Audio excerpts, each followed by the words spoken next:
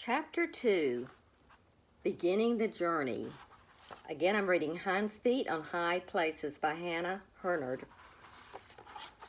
It was the early morning of a beautiful day. Most of the valley was asleep.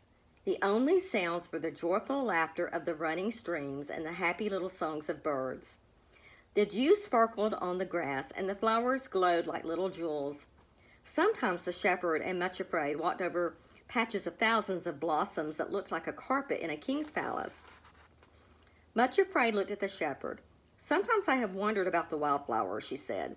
"It seems strange that they should grow in places like this, where the goats and cattle walk all over them. They have so much beauty and sweetness to give, and hardly anyone sees them." The look the shepherd turned on her was very beautiful. "Nothing that my father and I have made is ever wasted," he said quietly, "and the wildflowers have a wonderful lesson to teach. Many people live a quiet, ordinary life.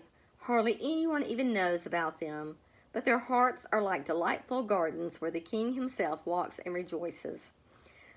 Some of my servants have won great respect from other people and are famous, but always their greatest victories are like the wildflowers, those which no one knows about. Learn this lesson now, down here in the valley, Much Afraid, and when you get to the steep places of the mountains, it will comfort you." Then he added, "Come, the birds are all singing so happily. Let's sing too." So as they walked, they sang together one of the old songs from the shepherd's great book. Just as they finished singing, they came to a place where a rushing stream poured itself across the path they were following and went tumbling down the other side. It was running so swiftly and singing so loudly that it seemed to fill the valley around them with its laughing voice. As the shepherd lifted Much Afraid across the slippery, wet stones, she said to him, "I do wish I knew what it is that all running water sings. Sometimes I lie in bed at night and listen to the little stream that runs past the cottage garden. It sounds so happy and seems to sing over and over again some lovely secret message. Tell me, shepherd, do you know what the water sings as they hurry on their way?" The shepherd smiled, and they stood there quietly for a few minutes. Suddenly, as Much Afraid stood beside the shepherd, it seemed as though, bit by bit, the water language became clear. It is, of course, impossible to write it in water language, but this is the best I can do to translate it. The water sung, "Come, oh come, let us away, lower and lower, every day. From the heights we leap and flow to the valleys down below, always answering to the call, to the lowest place of all." "I don't understand," said Much Afraid after she had listened for a while. "The water seems to be singing so gladly because it is hurrying to go down into the valley, and yet you are calling me to the high places. What does it mean?" "The high places," answered the shepherd, "are the starting place. It is only up on the high places of love that anyone can receive the power to pour himself out and give to others." Much Afraid still didn't really understand, but now as she listened, she heard the wildflowers singing the same sort of song.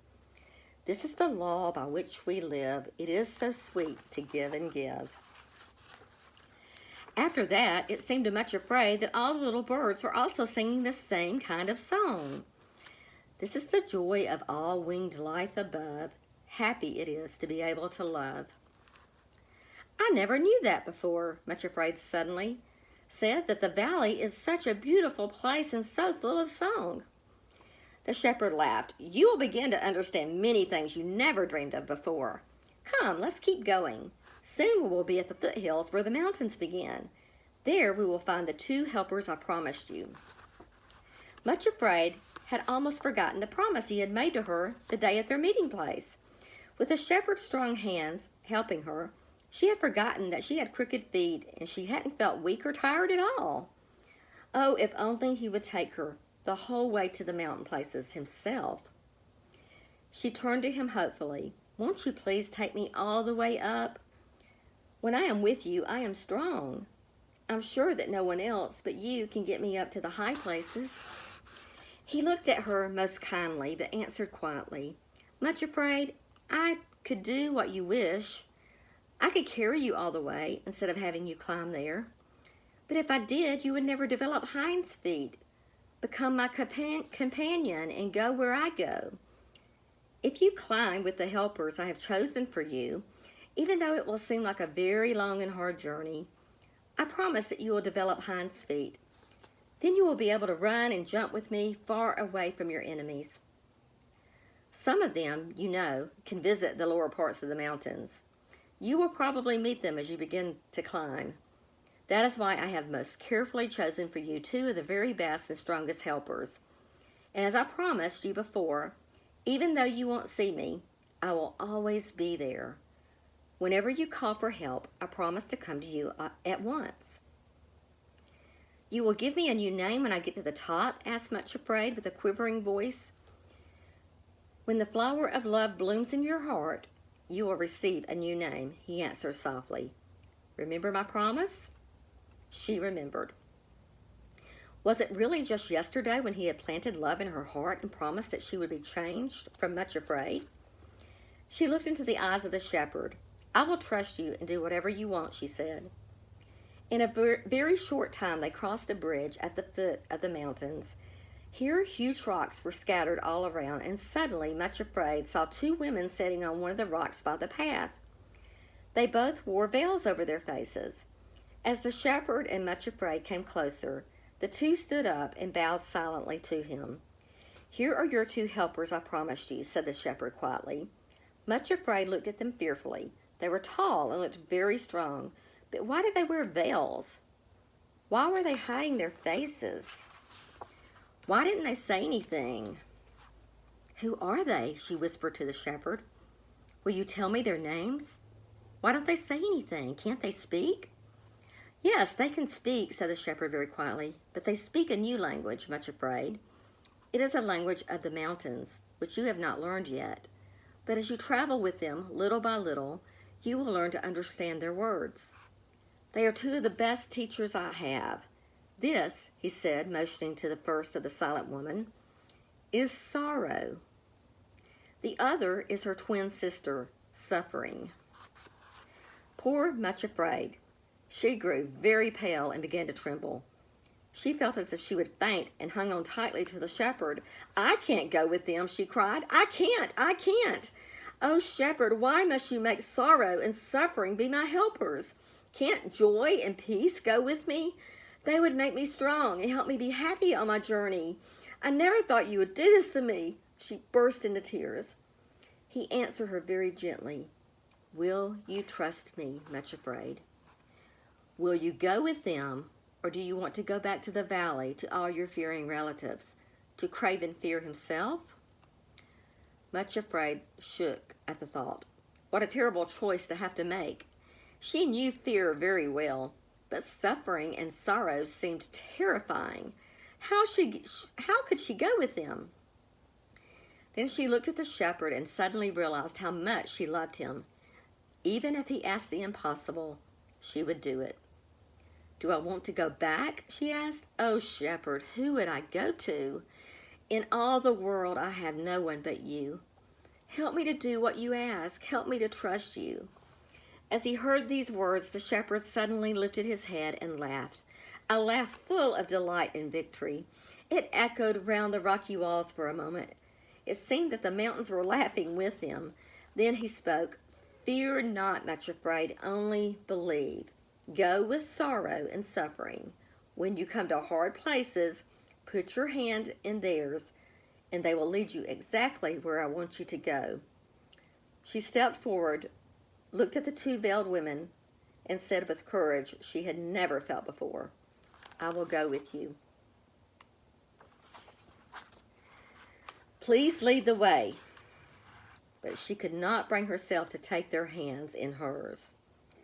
The shepherd laughed again. Remember my promise to bring you to the high places and to make your feet like hinds' feet. He handed them a snack filled with food and water for their journey. Then he jumped on to a great rock at the side of the path, and from there to another and yet to another. The shepherd went leaping up the mountains until he was out of sight. Much Afraid started out, limping toward the high places, pretending not to see the outstretched hands of her helpers, Sorrow and Suffering.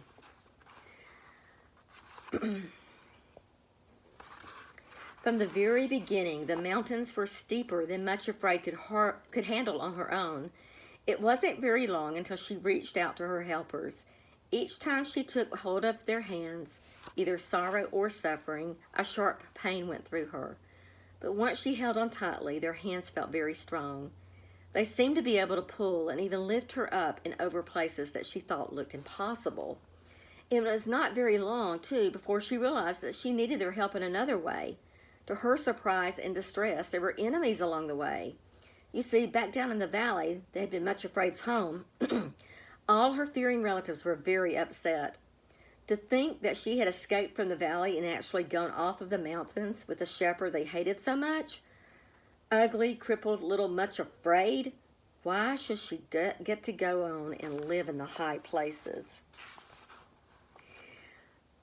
Maybe she would even be given a place of service in the palace of the great king himself. It was not that they wanted to go to the mountains themselves, but it was terrible to think of Much Afraid going. They had a big meeting to decide how they would capture her and bring her back to the valley to be their slave. But how could they do that? She was under the protection of the great shepherd. Somehow they would have to trick her into wanting to return for herself. Finally, it was decided they would send a distant cousin to try. He was strong and powerful and very handsome. His name was Pride. He would be the best one to coax Much Afraid away from the shepherd, and he would not give up easily. He would be too proud to return to the valley without her. So the matter was settled. Much Afraid and her helpers had been on their journey for only a few days. One morning they turned a corner on the rocky path, and there was Pride walking toward them with a big smile. Much Afraid was very surprised to see him, and even more surprised when he greeted her. In the past, he had always ignored her, with his nose tilted in the air. "Well, Cousin Much Afraid, here you are at last. I've been trying to catch up with you." Of course, she should have known better than to stop and speak to one of her relatives from the valley, but it made Much Afraid feel good to have the handsome young man actually wanting to talk to her after being ignored for years by him. "How do you do, Cousin Pride?" she asked. "Much Afraid," said Pride, taking her hand in his. "I have come to try to help you." The path was at that point not quite so steep, and Much Afraid had let go of Sorrow and Suffering's hands. "My dear cousin, you must quit this journey and come back to the valley with me. Do you know what will happen to you if you keep going? All those promises the shepherd has made about taking you to his kingdom and making you live happily ever after won't come true. When he gets you up to the far parts of the mountains, he will leave you there. For the rest of your life, people will make fun of you." Poor Much Afraid now tried to pull her hands free, but Pride held on even more tightly. She had chosen to listen to him. Now it would be very hard to get away. Besides, hadn't she been secretly thinking those same thoughts? What if the shepherd didn't keep his promises? What if people did make fun of her for believing him? She hated what Pride was saying, but with him holding her hand so powerfully, it was easy to believe his words. "Come back, Much Afraid," he urged. "Give it up before it is too late. What is up there that could be worth this difficult journey? What is up there that could be worth this difficult journey? I am looking for the kingdom of love. The shepherd will make my feet like Hinds' feet, and I will run and leap on the high places," she whispered. "You?" he sneered. "Don't you know how ugly and deformed you are? Why, even in the valley no one loves you. How can you expect to live in the kingdom of love? They say nothing but beauty can live there. Come on, be honest with yourself. Turn back with me before it's too late." Poor Much Afraid, the desire to turn back was almost overpowering at that moment. Pride held her tightly, and his words sounded so true. But then, in her heart, she saw the shepherd. She remembered the look in his eyes when he said, "Remember, my promise is to bring you to the high places and to make your feet like Hinds' feet. And I promise that you will receive a new name." Before Pride could realize what was happening, Much Afraid cried out, "Come to me, shepherd, come quickly." There was the sound of loose, rattling stones and a great leap, and the next moment the shepherd was on the path beside them. His eyes were flashing and his shepherd's staff was raised high above his head. He brought the staff down on Pride, who immediately dropped Much Afraid's hand. Off he ran down the path and around the corner, slipping and stumbling on the stones as he went. The shepherd's voice was gentle but firm. Much Afraid, why did you let pride take your hand? If you had been holding the hands of your two helpers, this would never have happened. She looked at the shepherd for a long moment. Then, for the first time of her own free will, Much Afraid held out both her hands to her helpers. Sorrow and suffering seemed even more painful friends now. But she held onto them tightly and turned to continue her journey.